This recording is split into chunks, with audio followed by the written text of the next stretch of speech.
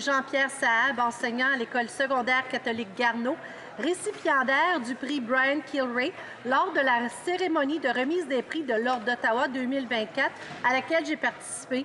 Ce prix souligne l'excellence d'un entraîneur amateur qui incarne le mieux les qualités de leadership et de dévouement. Toutes mes félicitations à M. Saab pour cet hommage. Vous êtes une inspiration pour notre communauté et tous les jeunes d'Orléans. Merci beaucoup. The honourable member from Flamborough-Glanbrook. Thank you, Mr. Speaker. In all the years I've lived in the Hamilton area, we've never seen a crime crisis like this, and I've never seen this level of concern for safety among residents in our community. In fact, the president of the Hamilton Police Association recently raised alarm bells about repeat offenders. In the Hamilton area, 89% of crime committed by firearm are guns smuggled into Canada from the United States. On top of that, vehicle thefts are up, break-ins are up, shootings are up, and unshockingly, just 30 individuals in Hamilton are responsible for 196 charges. And that's not just a statistic, that's a stinging indictment of this Liberal government's failed justice system. Their soft-on-crime approach is failing people in my community. Dangerous criminals are being released on bail only to reoffend. Canadians deserve to be able to sleep at night without worry. Common sense Conservatives will fix this. We will stop the crime, we will enforce jail, not bail, we will restore safety to Canadian neighbourhoods. The honourable member for Humber River Black Creek. Thank you, Mr. Speaker. I need to draw your attention to the critical situation in Iran, particularly regarding its domestic repression. Maryam Akbari is a woman who is languishing in jail despite finishing her 15-year prison term for seeking justice for her siblings. Is truly an alarming atrocity. Recently, Barisha Moradi, a Kurdish woman, was sentenced to death in another sham trial in Tehran's revolutionary court. Women prisoners in Evin prison chanted protest slogans such as "Death to the dictator" and "Our lives may go, our heads may fall, but freedom will never be lost," demonstrating their resilience in the face of oppression. The number of executions in Iran since President Pezeshkian came to power in August has exceeded over 500, setting a record even by this regime's norms. I stand, and I believe we stand, in solidarity with female political prisoners, urging the international community to demand an independent investigation and advocate for the release of these female prisoners. Thank you, Mr. Speaker. The honourable member for Etobicoke Lakeshore. Mr. Speaker, on November 30th, 1874, one of the world's greatest statesmen was born, Sir Winston Leonard Spencer Churchill. He was an accomplished officer in the British Army, but caught the political bug, rising to become democracy's greatest defender in the 20th century. His leadership during World War II saved Britain and the world from Nazi tyranny and preserved the very foundations of the freedoms we enjoy today. Prime Minister twice, he was a prolific writer, and in 1953 was awarded the Nobel Prize in Literature for his historical writings and speeches. While he faced many health issues, both physical and mental health challenges, he did so with grace and dignity. Many books have been written about him, including James B. Conroy's recent 2023, "The Devils Will Get You No Rest, FDR, Churchill, and the Plan That Won the War." Churchill's quote, the pessimist sees the difficulty in every opportunity, an optimist sees the opportunity in every difficulty," has inspired me time and again, and so I say thank you, Sir Winston, and happy birthday.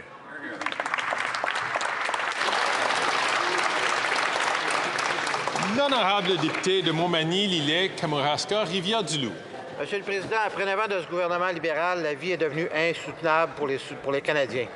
Les loyers ont doublé, les paiements hypothécaires et les mises de fonds sont devenus hors de portée. Et les banques alimentaires enregistrent un nombre record de visites par mois. Qui encourage cette gestion économique complètement catastrophique? Le Bloc québécois qui, au lieu de défendre les Québécois, ne défend que les intérêts du premier ministre libéral. Le Bloc a voté pour 100% des dépenses libérales, notamment 500 milliards de crédits budgétaires pour gonfler la bureaucratie fédérale. Plutôt que de voter pour des mesures visant à réduire les dettes, les impôts, les taxes, le Bloc soutient toutes les dépenses incontrôlées de ce gouvernement libéral. Un gouvernement qui dépense plus que jamais et laisse les Canadiens souffrir des conséquences. Les conservateurs ont un plan pour réparer le budget. Nous allons coupler dans la bureaucratie et réinvestir dans les familles. Pourquoi? Parce que c'est les Canadiens qui méritent et les Québécois mieux que cette coalition Bloc libéral parce que ça coûte trop cher et on leur donne trop peu. Merci, Monsieur le Président.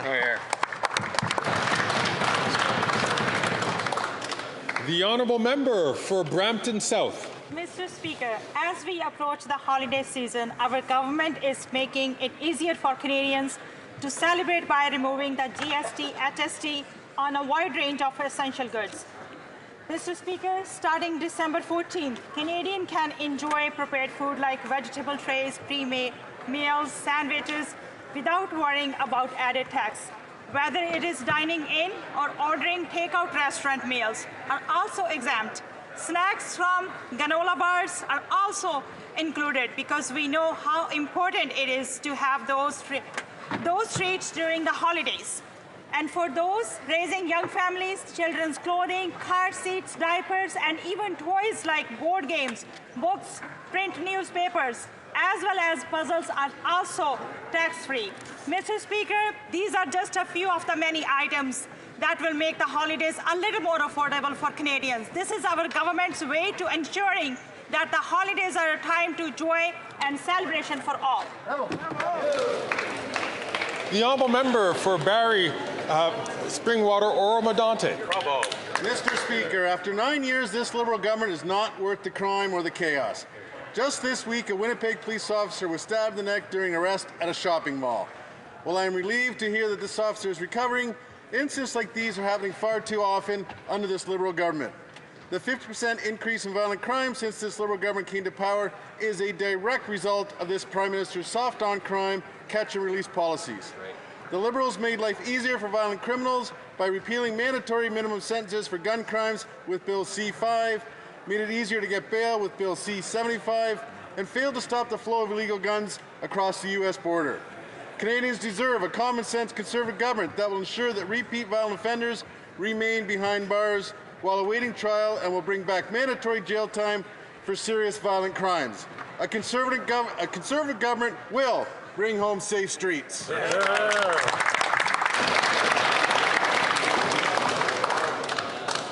Order, please. The honourable member from North Okanagan-Shuswap. After 9 years of NDP Liberal policy failures, there is only one person keeping this Prime Minister in power, and that is the leader of the NDP. Remember the NDP leader's big stunt when he told Canadians he'd ripped up the coalition deal with the Liberals?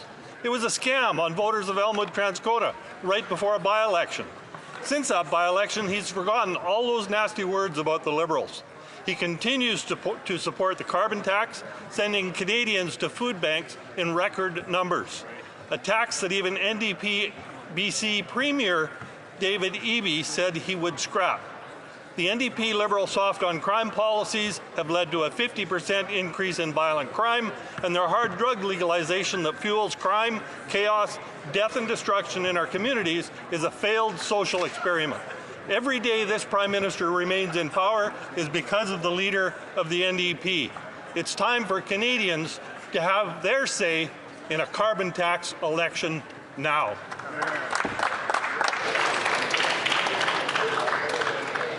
Order, please. The honourable member for Richmond Hill. Mr. Speaker, the holidays are a time for joy, for family and friends, and for giving back. For far too many Canadians, the rising cost of living adds a stress to this special season. We know that the government can't set prices at the checkout, but we can help put more money back in the Canadians' pocket. That's why, starting December 14, we are lifting the GST-HST on many essential goods over the holiday season. What does that mean, you ask, Mr. Speaker? That means no taxes on groceries, no taxes on restaurant meals, no taxes on children's clothing and toys. Even the family Christmas tree will have GST-HST taken off this holiday season. I can tell you that much. Grandpa will be buying a lot of presents for Ariana. By making many essential goods GST and HST free, we will be delivering meaningful saving for Canadians with real relief at the cash register. Thank you, Mr. Speaker.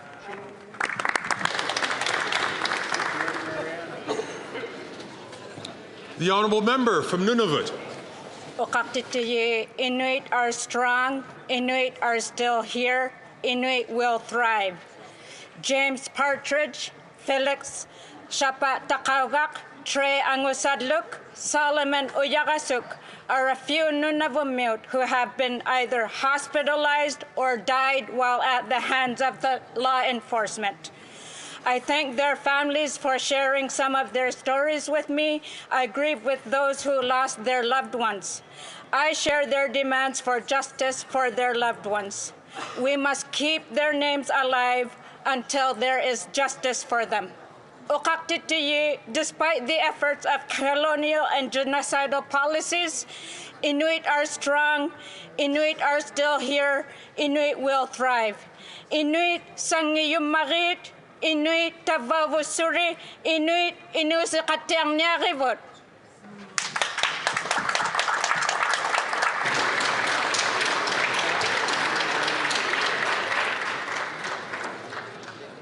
L'honorable député de Repentigny. Le Canada occupe cette année encore le 62e rang sur 67 en termes de performance environnementale. Bravo. 62 sur 67, c'est honteux. Pendant que le Canada confirme sur la scène internationale qu'il va d'échec en échec, du côté des conservateurs, on peut entendre le son des criquets. L'échec de la COP29 est-il symptomatique de l'échec du Canada en matière de lutte contre le changement climatique?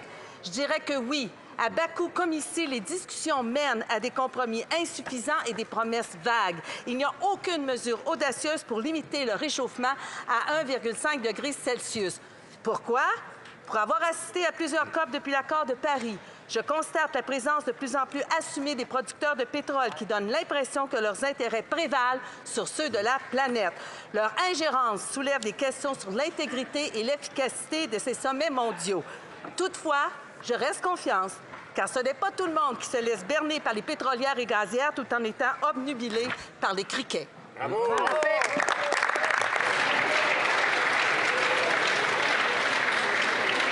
The honourable member for Calgary, Rocky Ridge. Mr. Speaker, yesterday the Deputy Prime Minister said she wanted to, quote, help Canadians get past the vibe session, unquote.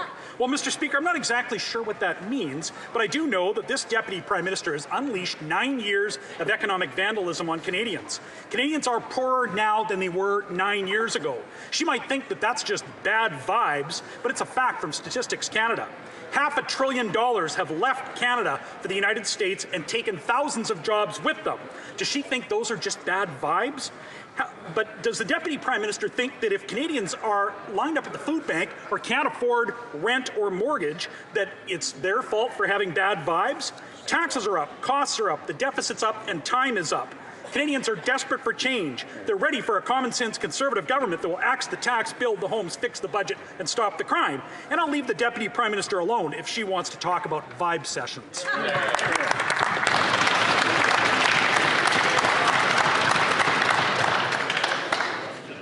The honourable member for Mississauga Lakeshore. Mr. Speaker, Conservatives pretend that they want to lower taxes, but when push comes to shove, they vote against it. Starting December 14th, many items will be tax-free, and Canadians will be able to keep more of their money in their pockets. But not if the Grinch in the Conservative bench has his way. Right. With Christmas around the corner, many people are looking forward to the spirit of giving. And we're hoping more families will have the opportunity to celebrate.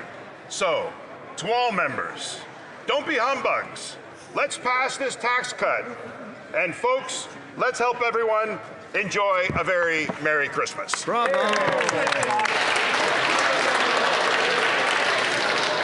Oral questions. Questions orales.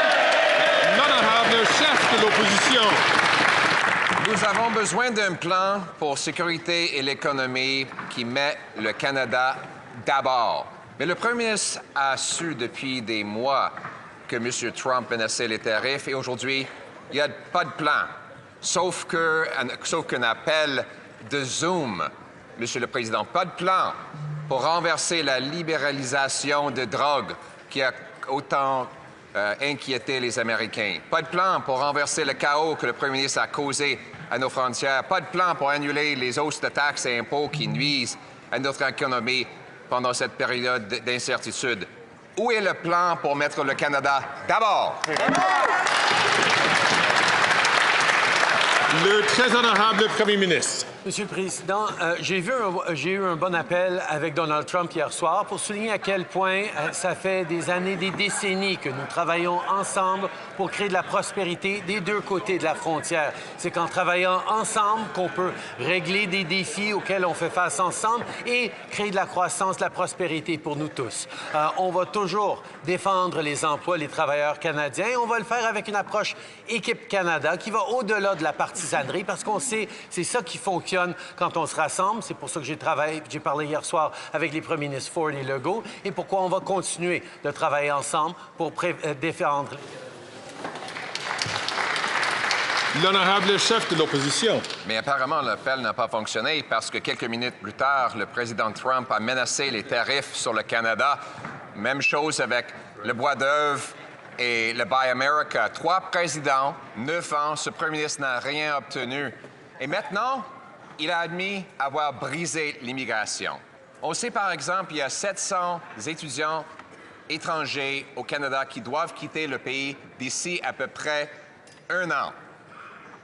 Ils peuvent aller vers le sud illégalement, causant une menace économique massive. C'est quoi le plan pour réparer l'immigration qu'il a brisée? Le très honorable Premier ministre. Monsieur le Président, il y a des étudiants internationaux qui viennent de partout dans le monde pour étudier au Canada, qui sont ici pendant leurs études et à la fin de leurs études, ils retournent chez eux. C'est ce qui se passe dans la grande majorité des cas et on a des mesures pour faire des suivis si les gens choisissent de ne pas rentrer chez eux. On a un système d'immigration qui répond aux défis auxquels on est en train de vivre. C'est pour ça qu'on a ralenti le débit et on réduit l'immigration vers le Canada pour permettre à notre économie de rattraper. Ça fait partie d'un système d'immigration qui fonctionne, qui répond aux besoins du moment. L'honorable chef de l'opposition. We need a plan for economy and security that puts Canada first. But despite the fact the Prime Minister has known for years that Trump was threatening these tariffs, and for 3 weeks that President Trump had won the election, the only plan he has is a Zoom call. No plan to reverse his disastrous liberalization of drugs that have killed people and now threaten our borders. No plan to fix the broken borders that he caused. No plan to cancel the tax increases that will drive billions and many jobs away. Where's the plan to put Canada first? Le très honorable Premier ministre. Speaker, instead of panicking and falling back on slogans like the Leader of the Opposition, we rolled up our sleeves and we're getting to work. We're working with all the premiers, pulling together in a Team Canada approach because that's how we defend Canadian jobs from coast to coast to coast. I spoke with Donald Trump yesterday evening, talked about how important it was for us to work together to solve some of the challenges we're facing as a continent, as countries, but also work to grow our economy, protect our workers on both sides of the border. This is the responsible, methodical approach we're taking as we move forward, while our opponent falls back on slogans and fear. The Honourable Leader of the Opposition. He spoke with the incoming president, and moments later, Mr. Trump put out a tweet slapping a 25% tariff on Canada. So that worked about as well as the Prime Minister's efforts on Buy America and softwood lumber, which continue to be penalized, even though the previous Conservative government got both of those things lifted. Now move over to drugs. The Prime Minister's disastrous legalization and liberalization of drugs has the Americans worried, in addition to costing 47,000 deaths in Canada. Where's the plan to stop the drugs and keep our border open to trade? The Right Honourable Prime Minister. Mr. Speaker, once again, the Leader of the Opposition is just making stuff up. I clearly spoke with the President of the United States an hour and a half after he put out his suggestion on tariffs. The reality is we're going to continue to work constructively with the incoming administration to protect Canadian jobs, to protect Canadian growth, to take the responsible approach that isn't steeped in partisanship, that pulls together the Team Canada approach that stands up for Canadians instead of throwing our arms up and saying all is broken like the Leader of the Opposition.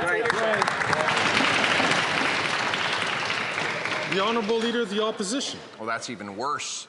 The statement went out promising tariffs before they even got a chance to speak. It's kind of like him backing down on Buy America and backing down on softwood lumber, Mr. Speaker. Now let's move to the tariffs the Prime Minister wants to impose on our economy. Quadrupling the carbon tax to 61 cents a litre would cripple our economy. New tax increases on work and energy would do likewise, sending hundreds of billions of dollars south of the border. Now that Canadians are facing this economic crisis, will he at least cancel his plan to hike taxes so we can save jobs? The Right Honourable Prime Minister. Speaker, we see once again the Leader of the Opposition flailing and inventing stuff to try and fit his preferred attacks into his priorities. The reality is we're going to continue to work constructively with the incoming administration to do what Canada and the U.S. have always done, create prosperity together, protect jobs on both sides of the border as we grow the economy. When it comes to drugs, Mr. Speaker, we've taken serious steps on that and we'll continue to. But if the Leader of the Opposition is suggesting he wants to recriminalize marijuana, let him just say that. That's right.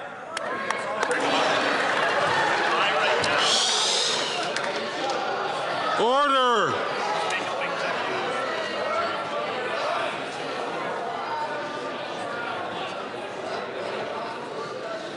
You're asking your caucus if that's right? Order.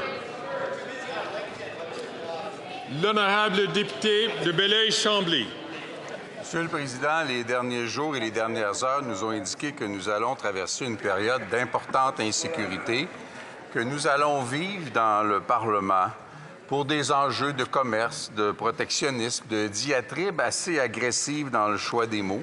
Et on suppose que c'est le moment pour rassurer des gens, pour rassembler des gens, pour donner un sentiment de sécurité, notamment économique. Et ça devrait s'appliquer d'abord aux gens les plus fragiles et les plus vulnérables de la société. Est-ce que le premier ministre veut considérer ajuster son projet de distribution de chèques de telle sorte que les retraités puissent avoir un sentiment de sécurité? Bravo. Le très honorable Premier ministre.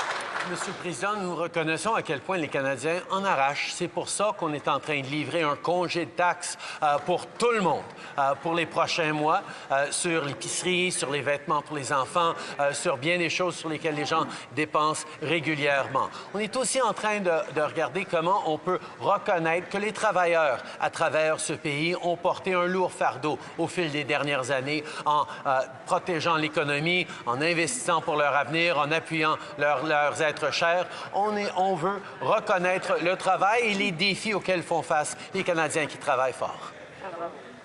L'honorable député de Belleuil-Chambly. Monsieur le Président, avant les travailleurs actuels, il y en a eu d'autres. Des gens qui ont travaillé toute leur vie, qui ont payé des taxes et des impôts toute leur vie, qui n'ont pas de recours alternatif. Le gouvernement donne des chèques à des gens qui n'en ont pas besoin et n'en donne pas à ceux qui en ont le plus besoin. Ne convient-il pas que s'il diminue le seuil des chèques qu'il donne et qu'il donne cet argent-là aux retraités qui en ont besoin, tout le monde ici risque d'être d'accord avec cette grande amélioration de son projet? Bravo!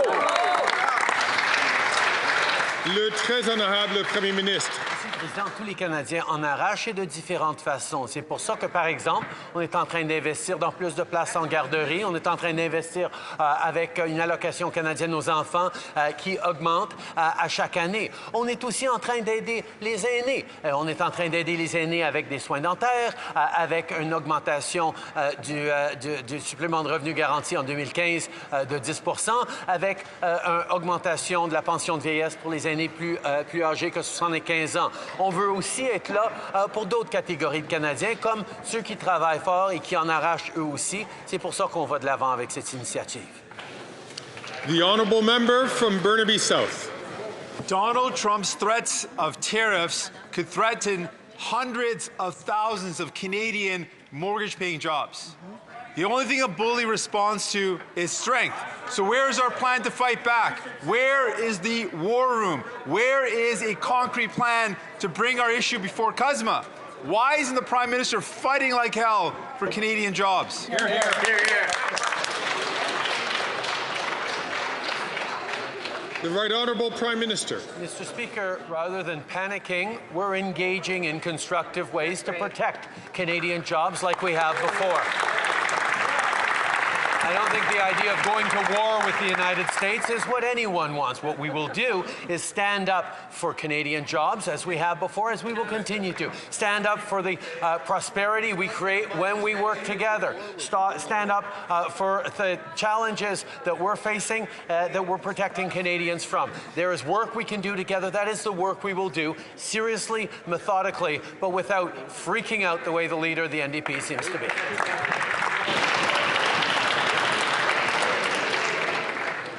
L'honorable député de Burnaby Sud. Canadians can't afford, if the government ignores this problem, they need to take it seriously. They can't afford another letdown. Les attaques de Trump n'étaient pas une surprise. On savait que ça s'en venait. Pourtant, le Premier ministre a préféré fermer les yeux et dire que tout allait bien. Des milliers d'emplois sont en jeu. Pourquoi est-ce qu'il est resté les bras croisés face à la menace de Donald Trump? Bravo. Le très honorable Premier ministre. Monsieur le Président, de prendre au sérieux la défense de l'économie canadienne, c'est pas de partir en panique ou en peur, c'est de défendre les principes qui veulent que nous réussissons les mieux en Amérique du Nord quand nous travaillons ensemble. On va travailler avec l'administration américaine pour répondre les défis, les différends auxquels nous faisons face tous les deux en tant que pays et nous allons travailler ensemble pour créer de la prospérité pour nos travailleurs, pour défendre nos travailleurs comme on l'a déjà fait, comme on le fera dans l'avenir. Ce n'est pas le temps de paniquer, Monsieur le Président, c'est le temps de travailler fort et c'est exactement ce que nous faisons. The honourable member from Regina Capel. We need a Canada First plan to fix what the Prime Minister has broken. The first time he went head-to-head with Trump, the Prime Minister was forced into accepting humiliating concessions on agriculture, steel tariffs, and on Buy American. And that was when Canada had a stronger position thanks to a decade of low-tax, pro-job, conservative policies. After 9 years of economic vandalism, though, he's put Canada in an extremely vulnerable position. Per capita GDP is now lower than 9 years ago. Canada has the most indebted household amongst our trading partners. We have the worst housing inflation, and food prices have risen 37% here, faster here than in the U.S. Now that he's negotiating a position of weakness, why should Canadians expect anything different? The Honourable Parliamentary Secretary to the Minister for Export Promotion and International Trade. Mr. Speaker, I want to be clear. We will always be there to protect Canadian workers and Canadian businesses. We have been there for Canadians before when we renegotiated NAFTA. I remind the member opposite that it was the Conservatives who wanted us to capitulate during that time. But we stood strong, and that's a testament to the facts. Canada-U.S. trade is at an all-time high last year of $1.3 trillion. Canada places the highest priority on trade and the integrity of our shared border. Mr. Speaker, we look forward to working with the incoming administration. Good job. The honourable member for Regina Capel. It was that Prime Minister that was forced to accept humiliating concession after concession. And now he's kneecapped Canada's economy. He's slapped a massive carbon tax here while the U.S. doesn't have one at all. Yep. He's raising taxes on investing in Canada while the U.S. is fighting to attract investment there. Exactly. He's imposed a production cap on Canadian energy, meaning Canada will produce less of what the U.S. needs to buy. Yep. There are less than 60 days left to act. It's time for the Prime Minister to put aside his partisanship, his ideology, and his ego. Will he strengthen Canada's position by cancelling his carbon tax and all tax hikes on jobs and investments? Yes. The Honourable Minister for Innovation. Mr. Speaker, will take no lessons from the Conservative. Their strategy, Mr. Speaker, last time was to capitulate. On this side of the House, as the Prime Minister said, Mr. Speaker, is to take that seriously and methodically. Mr. Speaker, we have been engaging with our U.S. partner on three key things. The first one is security. Security of the border, security of the North and the Arctic, resilient supply chain when it comes to semiconductors, when it comes to critical minerals, when it comes to energy, and put forward a growth plan for North America, Mr. Speaker. On this side of the House, we'll fight for Canadians, we'll fight for industry, we'll fight for our country, Mr. Speaker.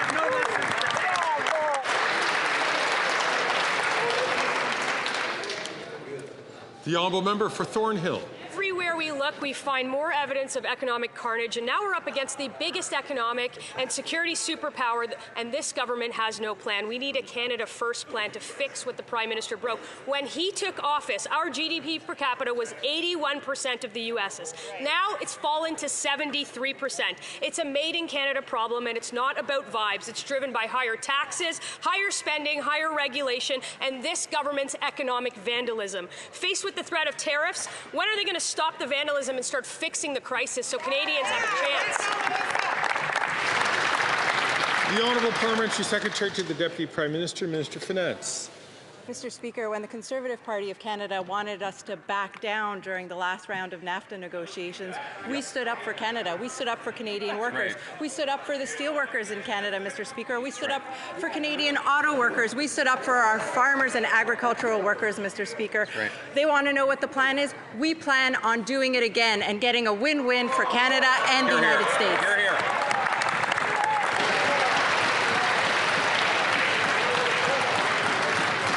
The Honourable Member for Thornhill. Mr. Speaker, they backed down themselves last time, and Canada has become poorer since then than Alabama. That's not a record that anybody should be proud of. Our productivity gap with the U.S. costs every Canadian $32,000 a year. Average return on investments are 35% higher in the U.S. than in Canada. Our government's plan to quadruple the carbon tax, they doubled housing prices, they increased taxes on work and investment. With the threat of crippling tariffs, will the Prime Minister and all of the tax increases so Canadians stand a chance? The Honourable Parliamentary Secretary to the Deputy Prime Minister and Minister of Finance. Mr. Speaker, we have an excellent relationship with the United States, a relationship that is mutually beneficial. We do enormous amounts of trade with the United States, and the United States depends on Canada for much of its energy supply, Mr. Speaker. They want to know what the plan is. The plan is to continue to work with the United States in order to protect Canadian jobs, in order to protect the Canadian economy and make it grow for everyone. That's right. Hear, hear. L'honorable député de Mégantic-l'Érable. Après 9 ans de ce premier ministre, on a besoin d'un plan pour mettre le Canada d'abord et mettre fin à son vandalisme économique. Il a brisé le système d'immigration. Il est incapable de protéger la frontière. Il a ruiné notre économie avec une énorme dette. Et en plus, nos jeunes ont perdu tout espoir de s'acheter une maison. Quel est le plan du premier ministre pour mettre le Canada d'abord et protéger l'avenir de tous les jeunes Canadiens? L'honorable ministre de l'Innovation. Monsieur le Président, on ne prendra aucune leçon des conservateurs. La dernière fois qu'ils nous avaient proposé une stratégie, c'était de capituler face aux Américains, Monsieur le Président. De ce côté-ci de la Chambre, on va faire les choses sérieusement et méthodiquement. Comme l'a indiqué le Premier ministre, Monsieur le Président, ça fait des mois qu'on parle de nos homologues américains. On parle d'enjeux comme la sécurité de la frontière, la sécurité de l'Arctique, la sécurité du Nord. On parle de la résilience de nos chaînes d'approvisionnement dans les semi-conducteurs, dans les minéraux critiques, dans l'énergie. Et troisièmement, Monsieur le Président, on présente un plan de croissance pour l'Amérique du Nord. On sera toujours là pour défendre nos travailleurs, notre industrie et évidemment le Canada. Merci, Monsieur le Président. L'honorable député de Mégantic-l'Érable. Ce que l'on sait, Monsieur le Président, c'est qu'après 9 ans, ce premier ministre a échoué méticuleusement et régulièrement. Quel est son plan pour mettre le Canada d'abord? Parce qu'il a échoué à la frontière, il a échoué pour le bois d'œuvre, il a créé le chaos dans le système d'immigration, il a voulu effacer notre identité de nos passeports, il est responsable de la hausse du panier d'épicerie qui a augmenté 37% plus rapidement qu'aux États-Unis. La vraie question, quel est le plan du premier ministre pour mettre les Canadiens en premier? L'honorable ministre de l'Innovation. Monsieur le Président, ce que les conservateurs voudraient évidemment pas parler, c'est le record d'investissement que le Canada a reçu en 2023, Monsieur le Président. L'an dernier, Monsieur le Président, le Canada a reçu près de 60 milliards d'investissements. Imaginez, Monsieur le Président, des investissements records, par exemple, dans le domaine de l'automobile, des investissements records dans le domaine des minéraux critiques, des investissements records dans le domaine de l'énergie, Monsieur le Président. Le Canada devient le partenaire stratégique de choix dans l'industrie décarbonisée. Le Canada sera un leader dans l'intelligence artificielle et le quantique. Le Canada sera un leader dans l'énergie nucléaire. Monsieur le Président, le Canada sera le pays du 21e siècle. L'honorable député de Saint-Hyacinthe-Bagotte. Monsieur le Président, Donald Trump veut imposer un tarif de 25 % sur tous les produits québécois et canadiens. Ce serait une catastrophe, y compris pour les Américains. D'abord, saluons que le premier ministre ait accepté de rencontrer ses homologues du Québec et des provinces dès demain. Mais il devra présenter une démarche claire.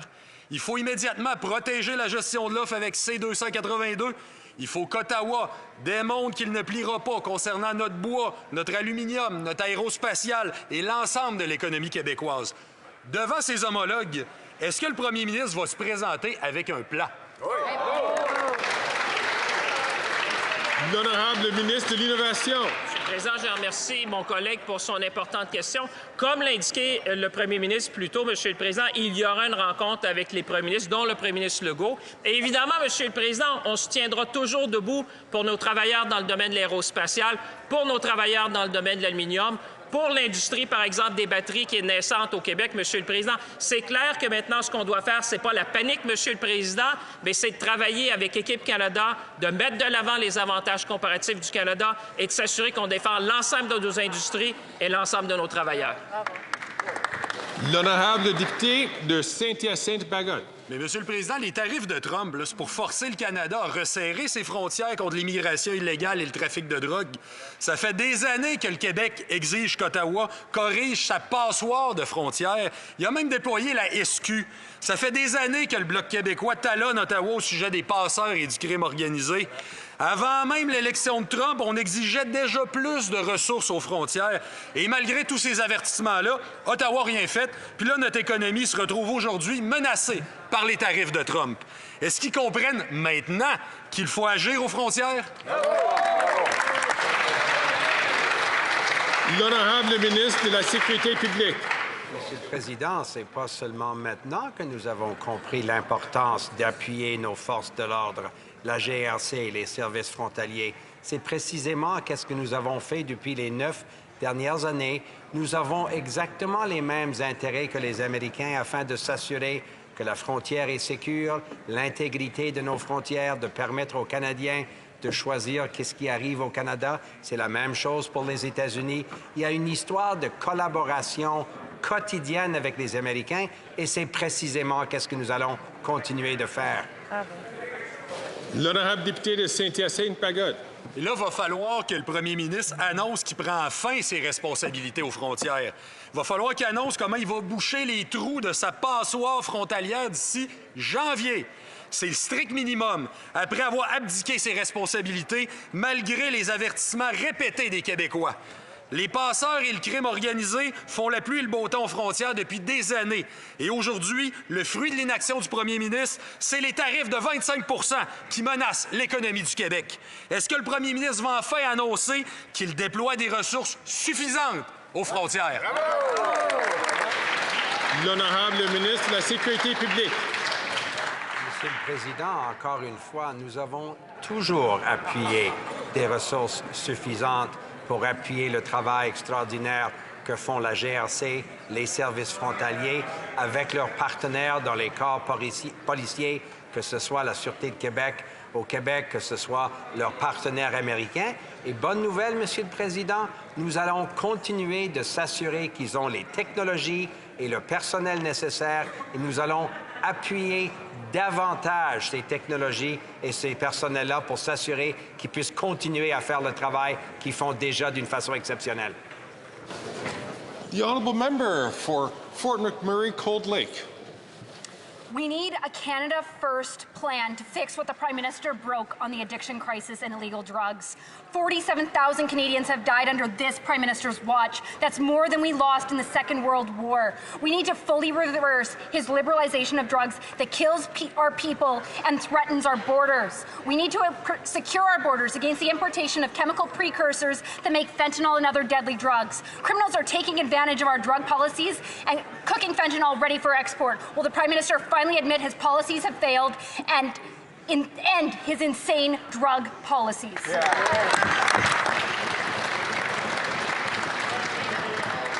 The Honourable Minister for Mental Health and Addictions. Mr. Speaker, every life lost due to the illicit toxic drug supply in this country is a tragedy for families and for communities.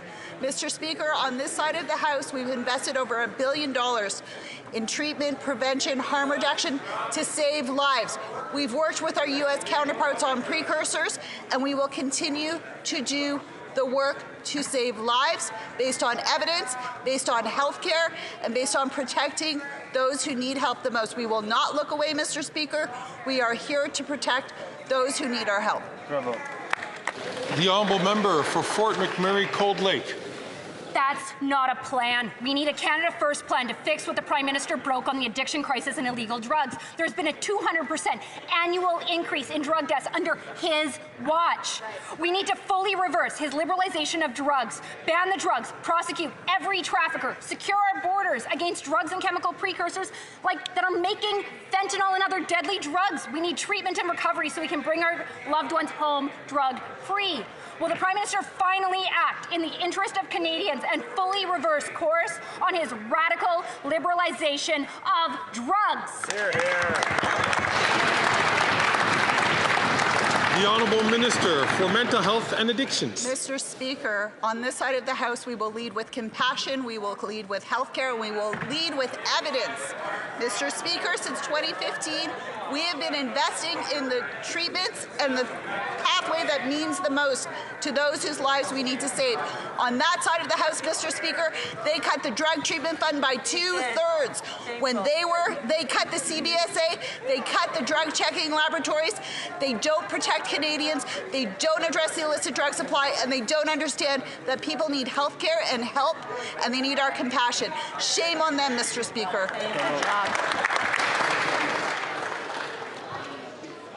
The honourable member for Simcoe North.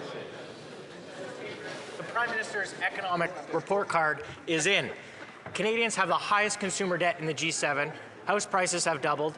Per capita income is lower today than it was 10 years ago, and the average Canadian makes $30,000 less than their American counterpart, all as a result of this Prime Minister's economic vandalism. And in the face of economic uncertainty and global trade imbalances, this Prime Minister's plan is to increase taxes on job creators, entrepreneurs, and farmers. Will he enact a Canada First plan and stop these tax increases to keep our jobs and investment at home?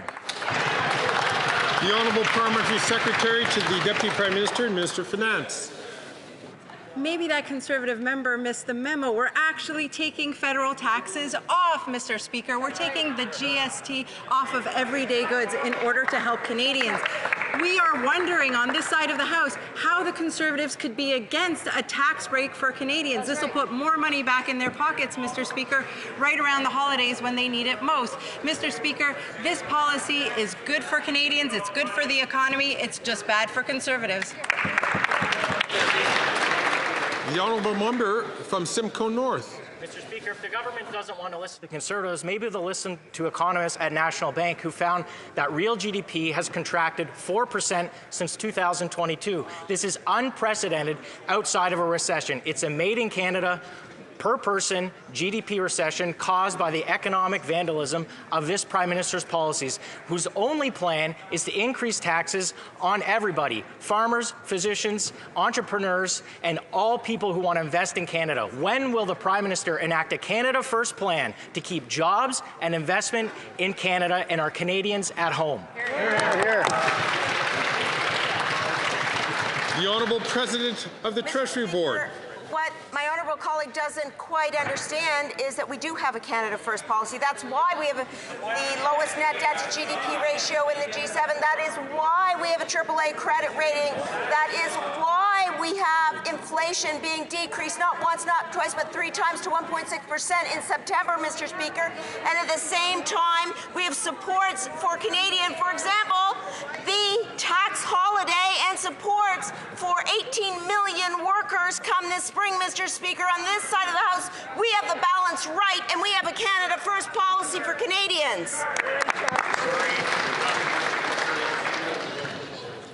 The honourable member for Edmonton Strathcona. Once again, the Liberals have failed Canadians that need help most. People living with disabilities, students, and seniors have been abandoned by the Liberals' rebate program. My constituents are rightly furious. And Mr. Speaker, I can tell you that the students, the seniors, and the people living with disabilities in Edmonton Strathcona are not feeling the vibe right now. They are really, really struggling. And of course, the Conservatives would do nothing but cut these programs for Canadians. Will the minister fix this program and get help for those who need it the most? Hear, hear.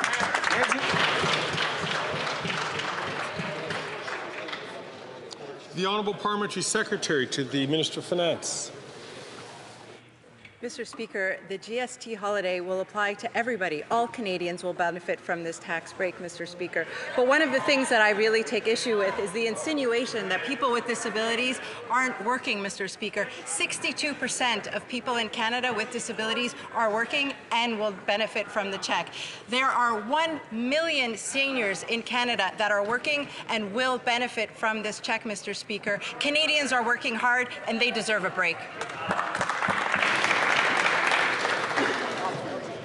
The Honourable Member for Courtenay Alberni. That's not all Canadians, Mr. Speaker. Seniors and students in Courtenay Alberni are being left high and dry with the high cost of living. They're living on tight budgets and deserve a helping hand. Instead of helping, the Liberals decided to exclude seniors and students from their $250 rebate. They're letting people down again. Conservatives, they only want tax breaks for their rich CEO donors and big corporations who gouge Canadians at the grocery till. Will the Liberals fix their mistake and ensure seniors, persons with disabilities and students get the rebate? Yes. The Honourable Parliamentary Secretary to the Deputy Prime Minister, Minister of Finance. Again, Mr. Speaker, I take issue with the insinuation that persons with disabilities don't work in this country. 62% of persons with disabilities will benefit from this rebate because they are working hard. Over 1 million seniors right across Canada are working and will benefit from this check, Mr. Speaker. And all Canadians, without exception, are going to benefit from the tax holiday that we just announced. We're there for Canadians and will always be there to have their back. The Honourable Member for Kitchener-Conestoga. Mr. Speaker, the Conservatives spend their time amplifying anger and fanning the flames of division without offering specific solutions. In contrast, last week our government announced measures to support Canadians during the holiday season and into the new year. Could the President of the Treasury Board provide more details about our plan to help Canadians save money this holiday season and beyond?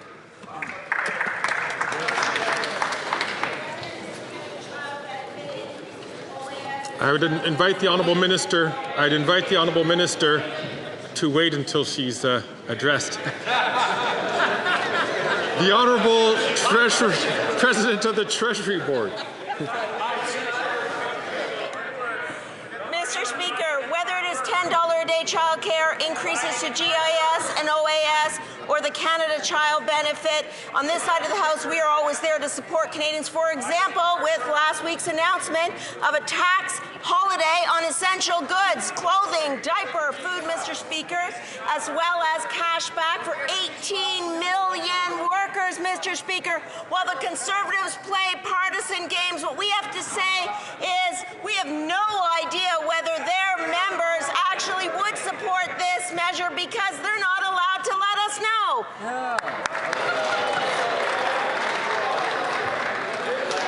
And I encourage all members not to take the floor unless they are addressed by the chair. The Honourable Member from Chilliwack Hope. After 9 years, we need a Canada First plan to fix what this Prime Minister has broken. Our standard of living has plummeted compared to the United States. The last thing Canada needs is a capital gains tax hike on our farmers, doctors, home builders and small businesses, but that's exactly what this Prime Minister is proposing. His tax hikes will drive investment, jobs, doctors and food production out of this country at a time when we can least afford it. With the threat of U.S. tariffs on the horizon, why won't the Prime Minister stop making things worse and cancel his reckless tax increases on Canadian jobs and investment? The Honourable Parliamentary Secretary to the Deputy Prime Minister and Minister of Finance. it was this Liberal government that reduced taxes on the middle class not once, but twice, Mr. Speaker, and the Conservatives opposed that measure on both occasions. Now, Mr. Speaker, we're coming with a tax break for the holidays. That's going to mean more money in the pockets of Canadians, and yet again, the Conservatives are opposing this measure. Mr. Speaker, do the Conservatives really believe the talking points that they're saying? Mr. Speaker, if they did, they would vote in favour of a tax break for Canadians. That's what we've put on the table. How are they going to vote? The honourable member for Chilliwack Hope.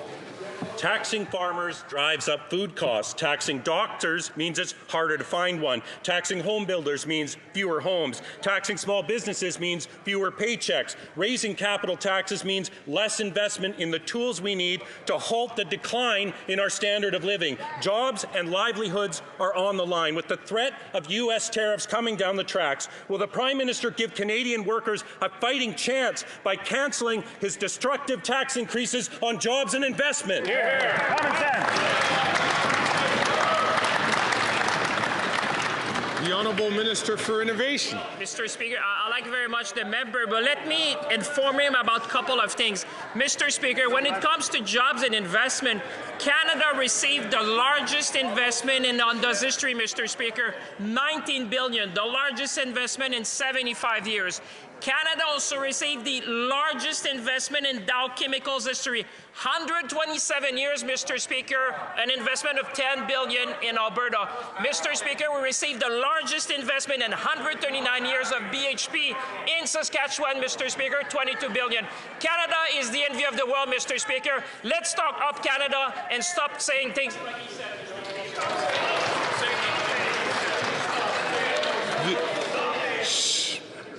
The honourable member for Oxford. Mr. Speaker, we have learned from this government's own immigration documents that nearly 5 million people, 5 million people will have their temporary visas expire next year. The Minister of Immigration was asked for his plan in committee yesterday, but he had no plan. Can the Prime Minister correct his minister and tell us his plan to enforce and ensure that the nearly 5 million people that leave Canada when their visas expire next year?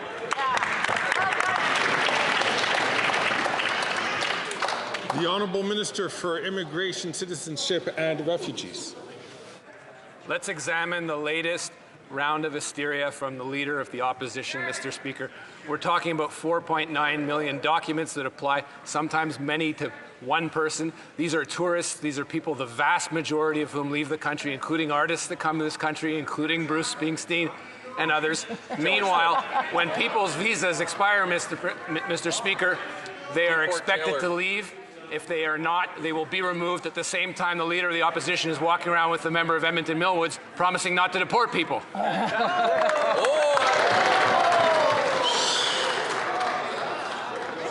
The honourable member for Oxford. Mr. Speaker, again, there's no plan from this minister. And after 9 years of breaking our immigration system, his plan is to ask them to leave nicely. And now they're staring at 25% tariffs on all Canadian goods that will crush our Canadian workers and cripple our economy. We need a Canada First plan that fixes the immigration system and ensures that the 5 million people will leave when their visas expire next year. When will we see that plan? Good job. The Honourable Minister of Immigration, Citizenship and Refugees. Mr. Speaker, again, we see now the Conservatives rollover first program. They're talking about people that are here that do routinely leave the country. They come in as tourists. It includes a vast array of people. He's answering an OPQ question that they posed us. We were very precise in the answers they gave it. Sometimes it's not 5 million people, Mr. Speaker. It's a number of documents attached to the same person. So let's park the hysteria. Let's talk about real things. Let's talk about the managed plan to migration that is actually doing very well in this country, according to Canadians. Hear, hear. L'honorable député de Rivière-du-Nord. Bon timing aujourd'hui pour s'attaquer au crime organisé dans nos villes et à nos frontières, Monsieur le Président. Attaquons les bandits là où ça fait mal, le portefeuille. Le Bloc québécois a déposé ce matin le projet de loi C-420 pour établir un registre des organisations criminelles. Surtout, nous proposons d'inverser le fardeau de preuve sur les revenus de la criminalité. nous proposons de permettre aux forces de l'ordre de geler ou saisir les biens des membres de gang s'ils sont incapables de prouver qu'ils n'ont pas été acquis grâce au crime. Le gouvernement va-t-il nous appuyer? Qu'est-ce qu'ils en pensent? L'honorable ministre de la Sécurité publique. Monsieur le Président, nous sommes toujours ouverts à appuyer des bonnes idées quant à appuyer nos forces de l'ordre pour lutter contre le crime organisé. Il y a déjà des dispositions dans le Code criminel qui permet aux tribunaux, aux forces de l'ordre et ensuite aux tribunaux de saisir des biens ou des comptes de banque qui ont été des fruits de la criminalité. Cependant, si mon collègue propose d'autres suggestions, évidemment, nous serons tout à fait ouverts à regarder qu'est-ce qu'on peut faire pour toujours appuyer le travail important des forces policières.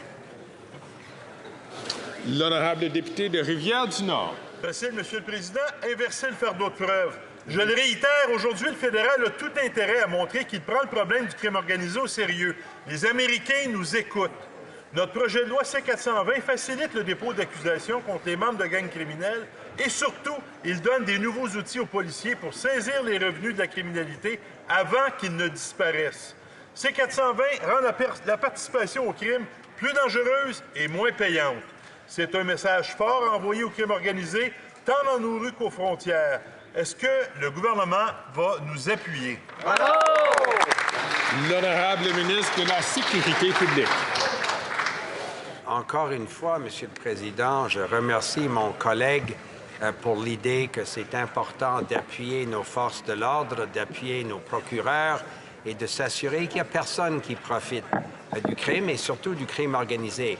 Nous reconnaissons le travail important que font la GRC avec des partenaires, que ce soit le Sûreté de Québec, Police provinciale de l'Ontario, des corps policiers municipaux. Il y a déjà des dispositions dans le Code criminel. Alors, le procureur général et moi, nous allons toujours regarder des bonnes idées pour améliorer et appuyer les forces policières à travers le pays. The honourable member for Selkirk Interlake Eastman. We need a Canada plan first to fix the Prime Minister's what he's broke in the Canadian Armed Forces. Under this Prime Minister, our warships are rusting out, our fighter jets are worn out, our Army has been hollowed out, and our military is so short of soldiers, sailors, and air crew that our troops are burnt out, and we're short 15,000 troops. Even his own defense minister has described the state of our military as being in a death spiral. Defense procurement has gotten so bad under these Liberals that they can't even supply the ammo and munitions that Canada and our friends need. Why has the Prime Minister turned Canada into an unreliable ally? The Honourable Minister for National Defence. Thank you, Mr. Speaker. You know, all of us remember the last time the Conservatives talked about a Canada First defence policy, and we also remember what you did. What they did, Mr. Speaker, they gutted the defence budget. They reduced defence spending to less than 1% of our GDP for only the first time and only time in Canada's long history.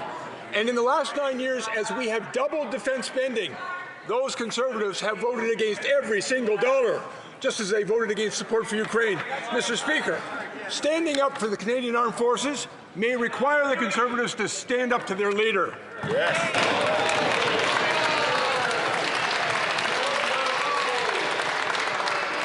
The honourable member for Selkirk Interlake Eastman. Well, we know, Mr. Speaker, that this minister loves to fudge the numbers, and in reality, the former Conservative government bought 5 C-17 Globemasters, 17 new Hercs, 15 Chinook helicopters, 100 Leopard tanks, modernized the Auroras and Halifax-class frigates, and fought alongside our American allies against ISIS and the Taliban.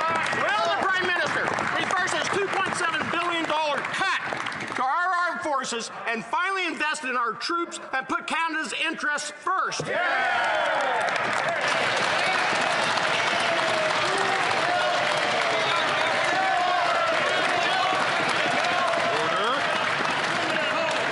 Order. The Honourable Minister for National Defence. And we also remember when the conflict in Afghanistan ended, they gutted the defence budget, took $2.5 billion away from it, and reduced it for the only time in our history to less than 1%. Mr. Speaker, I have many conversations with members of the Canadian Armed Forces, and they have never told me what they need is another vacuous slogan. What they said is that they need real investment in ships, and in planes, and in infrastructure, and most importantly, in our people. And every time we have come before this House and asked for the money for those investments and for those people, they voted against it.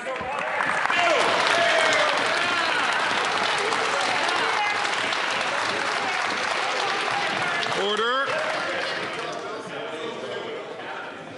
À l'ordre, s'il vous plaît.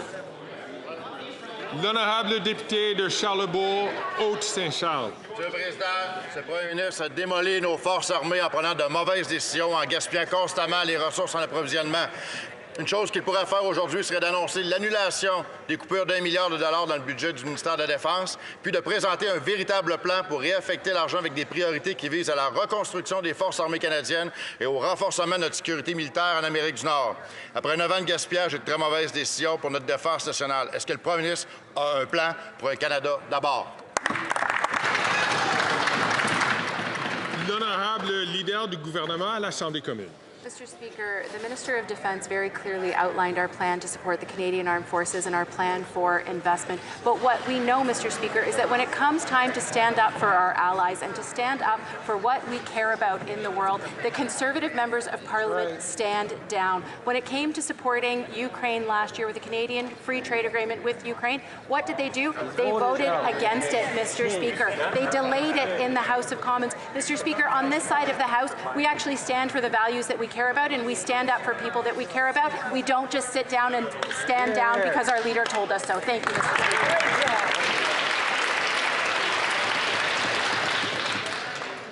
L'honorable député de Madawaska-Restigouche. Merci, Monsieur le Président. Le temps des fêtes approche à grands pas et nous le savons, il s'agit souvent là d'une période de l'année très coûteuse pour les Canadiens. Même si les mesures de notre gouvernement ont maintenu notre économie dans une situation enviable par rapport aux pays du G7, ils ont réussi à rabaisser l'inflation et le taux d'intérêt, beaucoup de ménages connaissent encore des défis à joindre les deux bouts. Du moins, c'est ce que nous entendons dans nos circonscriptions. Le ministre pourrait-il nous informer des raisons pour lesquelles le chef conservateur devrait donner la parole aux membres de son caucus afin de laisser parler au nom de leurs électeurs et voter en faveur de notre plan visant à remettre plus d'argent dans les poches des Canadiens? L'honorable ministre des Anciens combattants. Merci beaucoup, Monsieur le Président. Je tiens premièrement à remercier mon ami, mon collègue de Madawaska-Restigouche. Contrairement du chef du Parti conservateur du Canada, qui pense toujours aux coupures et l'austérité, de ce côté de la Chambre, Monsieur le Président, nous voulons appuyer les Canadiens et Canadiennes d'un bout à l'autre du pays. Et voilà pourquoi nous avons annoncé le congé de la taxe TPS. Monsieur le Président, nous voulons nous assurer que les Canadiens vont avoir la chance de vraiment faire qu'ils vont sauver des argents. Ce congé va les aider avec des couches, acheter des aliments préparés, des arbres de Noël, des jouets, des livres et même des visites au restaurant, Monsieur le Président. Nous serons toujours là pour appuyer les Canadiens d'un bout à l'autre du Canada. Merci.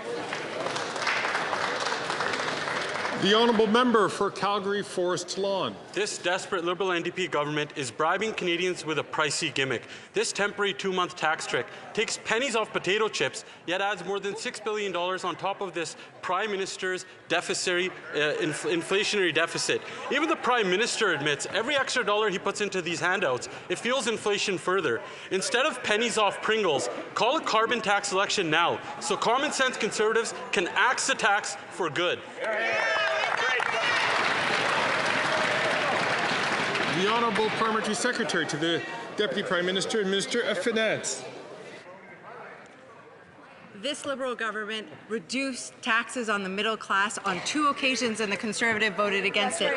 Now we're giving a tax break, a tax holiday to all Canadians at a time when they need it most, Mr. Speaker, and the Conservatives are calling it a gimmick. Actually, the Conservative leader is trying to play the Grinch that stole Christmas, Mr. Speaker.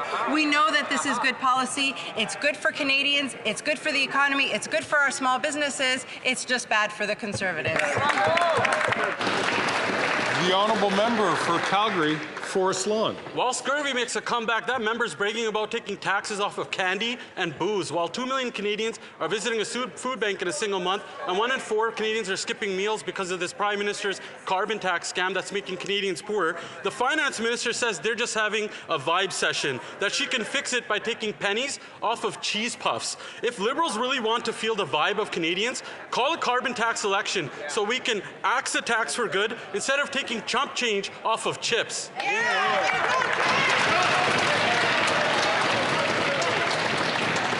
The Honourable Parliamentary Secretary to the Deputy Prime Minister and Minister of Finance. Canadian mothers and fathers want to understand why the Conservatives want to take away their $10 a day childcare. Young Canadians who want to buy a first home want to understand why Conservatives want to take away investments that will build 750,000 new homes, Mr. Speaker. And all Canadians want to understand why the Conservatives oppose a tax break, a tax holiday for all Canadians, which will leave more money back in their pockets, Mr. Speaker. It's time the Conservatives come clean. They're against policies that help Canadians. They're against policies that will help our economy. They're just in it for themselves. L'honorable député de Louis-Saint-Laurent. Monsieur le Président, le dernier tour de passe-passe fiscal de ce gouvernement ne passe pas. De partout, les gens s'offusquent devant cette approche libérale. Tiens, voici le témoignage d'un citoyen de Montréal. Je le cite. « Ces deux mesures ne sont pas structurantes. Il n'y a pas de vision à long terme. Ça risque d'avoir un impact minime pour certains nombres de personnes avec un coût extrêmement élevé de 6,3 milliards de dollars. Je me demande bien comment cette décision a été prise. » Savez-vous qui a dit ça, Monsieur le Président? Le député d'Honoré Mercier, l'ancien ministre des Transports et ancien lieutenant politique du Québec. Est-ce que l'actuel lieutenant politique du Québec est d'accord avec son prédécesseur qui, lui, a compris le gros bon sens?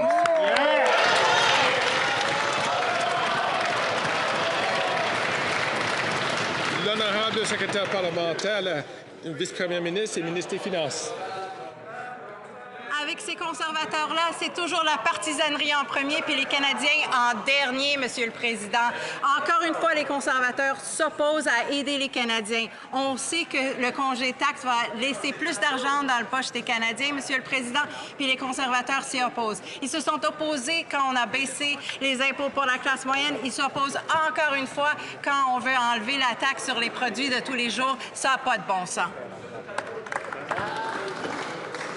The honourable member for Guelph. Mr. Speaker, this week is National Addictions Awareness Week. It's a time for all of us to raise awareness as well as challenge stereotypes towards addiction. On this side of the House, we know addiction is a health condition and deserves to be treated like one in order to save lives. Can the Minister of Mental Health and Addictions share some of the ways our government is helping those in need?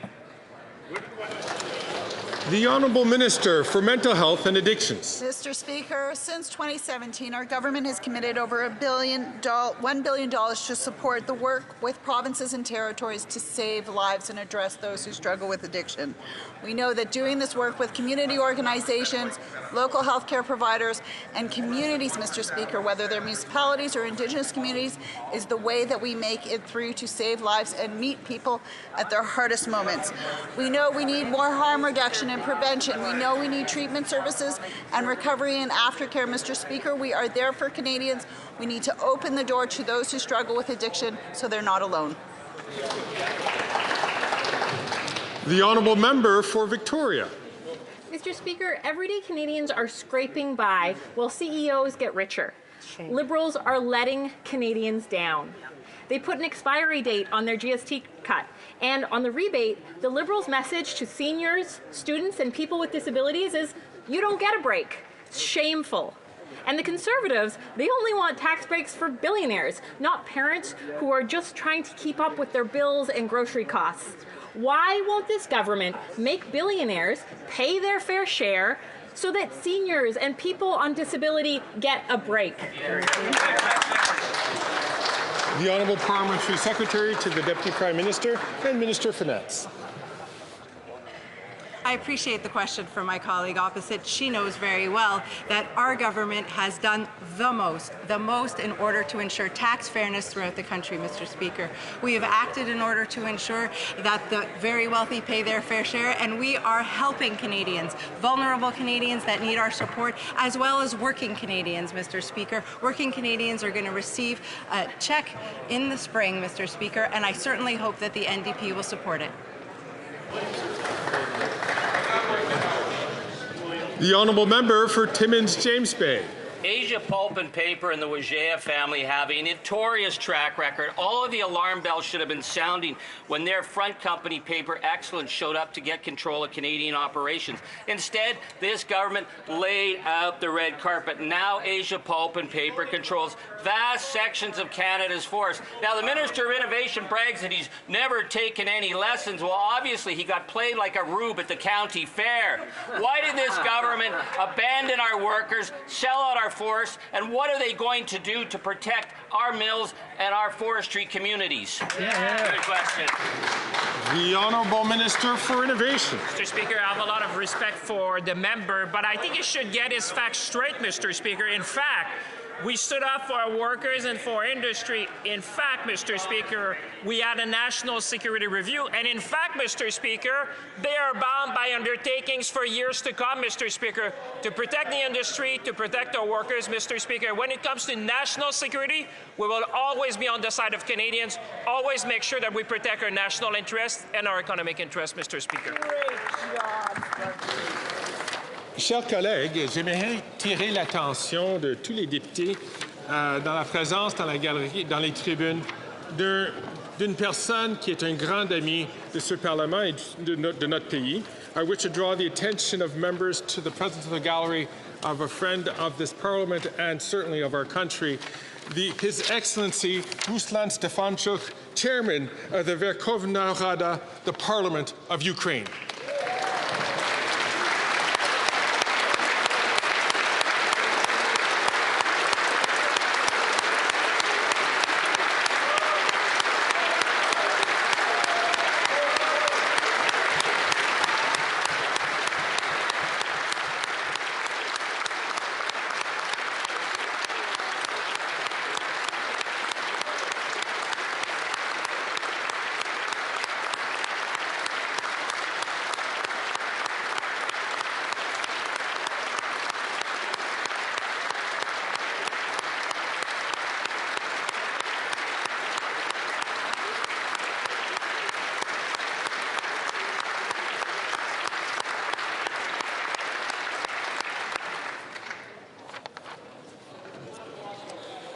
It being 3:16, the House will now proceed to the taking of the deferred recorded division on the motion to concur the 37th report of the Standing Committee on Public Accounts. Call in the members.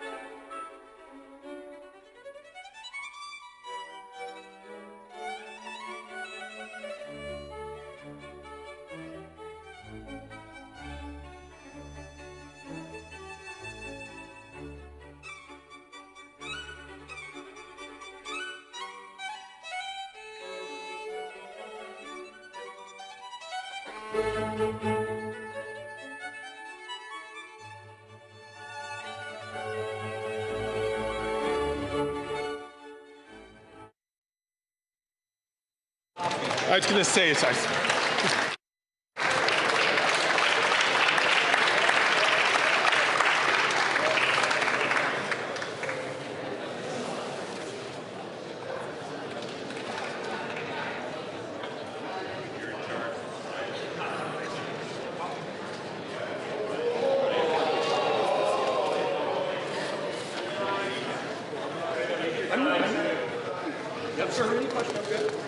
The question is as follows. Mr. Genuis, seconded by Mr. Macaulay, moved that the 37th report of the Standing Committee on Public Accounts presented on Friday, March 22nd, 2024, be concurred in. The 10-minute period for members voting electronically has started, and the House will now proceed to the vote for members participating in person. All those in favour of the motion will please now rise. Ms. Gould. Ms. Gould. Mr. Holland. Mr. Holland. Monsieur Leblanc. Monsieur Leblanc. Ms. Hutchings. Ms. Hutchings. Ms. Tassie. Ms. Tassie. Mr. Varani. Mr. Varani. Ms. Sachs. Ms. Sachs. Ms. Suds. Ms. Suds. Ms. Murray. Ms. Murray. Ms. Scrow. Ms. Scrow. Mr. Scarpaleggia. Mr. Scarpaleggia. Mr. Casey. Mr. Casey. Mr. Vandal. Mr. Vandal. Ms. Cara. Ms. Cara. Ms. Qualtrough. Ms. Qualtrough. Ms. Sahota. Ms. Sahota. Madame Bibot. Madame Bibot. Ms. Jasic. Ms. Jazik. Mr. Dollywall. Mr. Dollywall.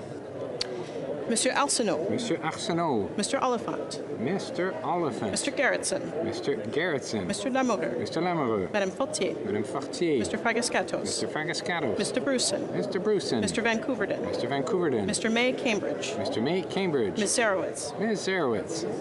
Mr. Hardy. Mr. Hardy. Monsieur Yacono. Monsieur Yacono. Mr. Sidhu Brampton East. Mr. Sidhu Brampton East. Mr. Badaway. Mr. Badaway. Mr. Sousa. Mr. Sousa. Mr. Duguid. Mr. Duguid. Mrs. Atwin. Mrs. Atwin. Mr. Housefather. Mr. Housefather. Mr. Kellaway. Mr. Kellaway. Ms. Vandenbelt. Ms. Vandenbelt. Madame Koutrakis. Madame Koutrakis. Madame Brière. Madame Brière. Mr. McDonald Avalon. Mr. McDonald Avalon. Mr. McKinnon Coquitlam Port Coquitlam. Mr. McKinnon Coquitlam Port Coquitlam. Mr. Morrissey. Mr. Morrissey. Mr. Sorbera. Mr. Sorbera. Ms. Hefner. Ms. Hefner. Mr. Turnbull. Mr. Turnbull. Mr. Nur Mohammed. Mr. Nur Mohammed. Mr. Chang. Mr. Chang. Mr. Rogers. Mr. Rogers. Ms. Yip. Ms. Yip. Ms. Latanzio. Ms. Latanzio. Mr. Lewis Kitchener-Conestoga. Mr. Lewis Kitchener-Conestoga. Mr. Van Bynen. Mr. Van Bynen. Mr. Baines. Mr. Baines. Madame Chatel. Madame Chatel. Mr. Coteau. Mr. Coteau. Mr. Gahir. Mr. Gahir. Madame Lapointe. Madame Lapointe. Ms. Taylor-Roy. Ms. Taylor-Roy. Ms. Thompson. Ms. Thompson. Mr. Bazan. Mr. Bazan. Mr. Williams. Mr. Williams. Mr. Perkins. Mr. Perkins. Mr. Deltel. Monsieur Deltel. Mrs. Stubbs. Mrs. Stubbs. Monsieur Paulus. Monsieur Paulus. Miss Lewis Haldeman Norfolk. Miss Lewis Haldeman Norfolk. Ms. Gray. Mrs. Gray. Mr. Barlow. Mr. Barlow. Mr. Ellis. Mr. Ellis. Mr. Kelly. Mr. Kelly. Mr. Baldinelli. Mr. Baldinelli. Mr. Cooper. Mr. Cooper. Mr. Kimmich. Mr. Kimmich. Mr. Jennis. Mr. Jennis. Mr. Small. Mr. Small. Monsieur Beltud. Monsieur Berthold. Mr. Workington. Mr. Workington. Mr. Abu Taif. Mr. Abu Taif. Mrs. Kuzi. Mrs. Kuzi. Mr. Seaback. Mr. Seaback. Ms. Ferrari. Ms. Ferrari. Mrs. Block. Mrs. Block.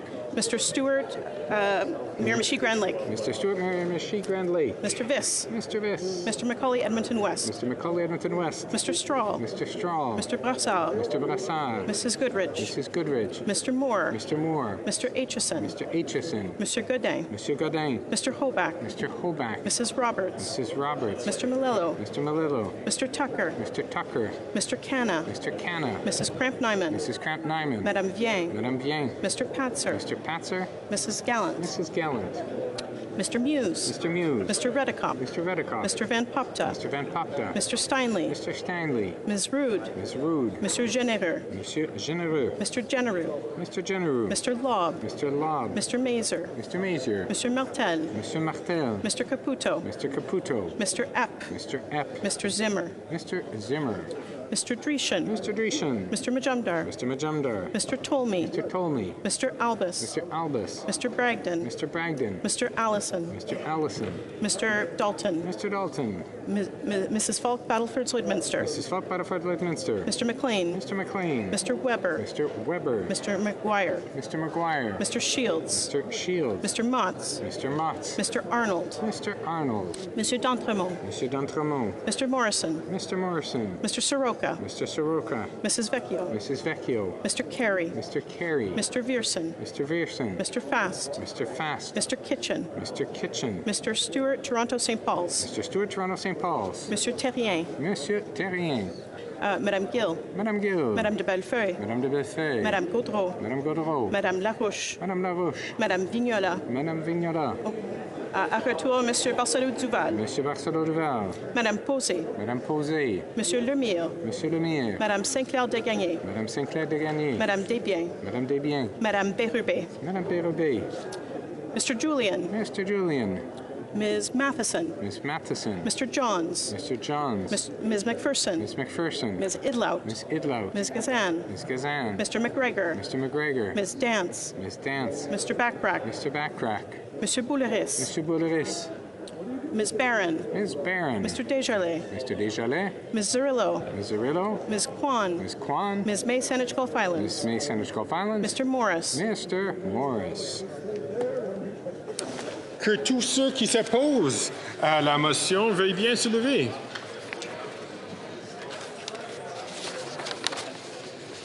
La Chambre attendra maintenant la fin de la période de vote électronique avant de poursuivre ses travaux.